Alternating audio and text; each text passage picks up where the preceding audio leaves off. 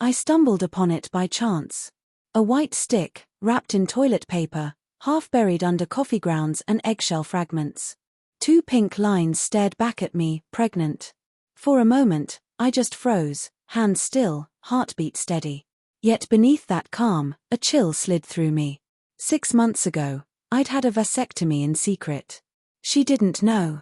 And that was deliberate. I didn't trust her then. I can't pinpoint when the doubt began, but it had been creeping quietly, feeding on small things, her late-night smiles at her phone, the sudden silences whenever I entered a room, the way she recoiled when I reached for her hand. Love doesn't vanish instantly. It crumbles grain by grain until one day you're standing amidst the ruins, pretending you didn't notice the fractures. That morning, I returned the pregnancy test to the trash just as I found it. Silent.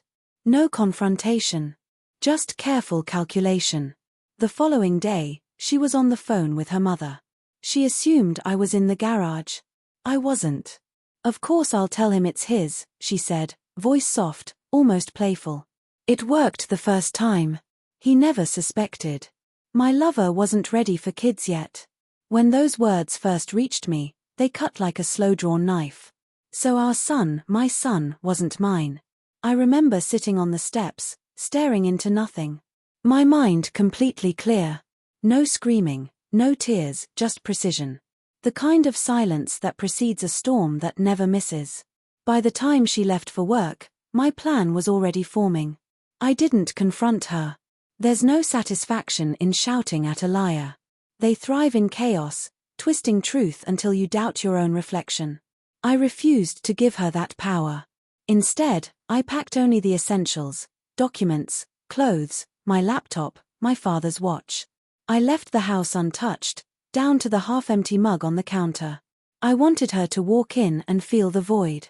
But first, I took the test, sealed it in a small envelope with a note: "You might want to talk to your husband." Her lover's wife was easy to locate: Facebook, family photos, a perfect suburban smile masking exhaustion. I sent it to her workplace. No name. No return address. 3 days later, she called. Her voice trembled, then steadied. "I got your package. I thought you deserved to know," I said. Silence stretched between us, thick and electric. Then she dropped something that cracked the floor beneath me. She had told him she couldn't get pregnant. That was why he stayed with her. He believed they were trying. Everything clicked into place. My wife had trapped him too. A woman who built her life on manipulation, juggling lies like knives. "Then maybe it's time he learns the truth," I said. She agreed. What followed wasn't chaos, it was symmetry. Her lover's wife confronted him, and he confronted her. It happened at her office, during lunch. That night, she called me crying, begging me to come home, to talk, to fix it. But you can't fix something that was never real. I didn't answer. A week later, divorce papers arrived at her door. No warning. No letter. No signature yet, just the beginning. I'd already moved our joint funds, cancelled the cards, changed the locks. Her financial safety net vanished overnight. I'd left breadcrumbs for her lover's wife too: receipts, photos, timelines, enough truth to shatter the illusion. When the fallout came, it was quiet yet total. He left her. Her mother stopped taking her calls.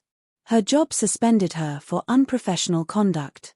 I heard she moved in with her sister, broke, isolated, pregnant with a man who didn't want her, and a husband who no longer existed.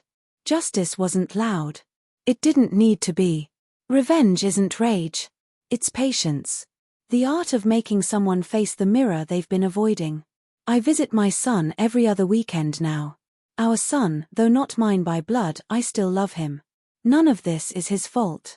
But when I look at him, I see what she stole, a life and truth I never got to live.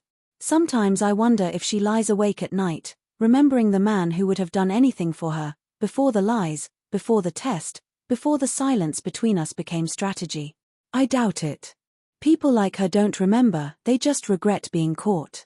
Still, when her name flashes on my phone, I smile.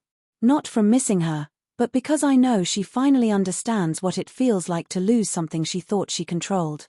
That's betrayal. It teaches precision. And I've always been a fast learner.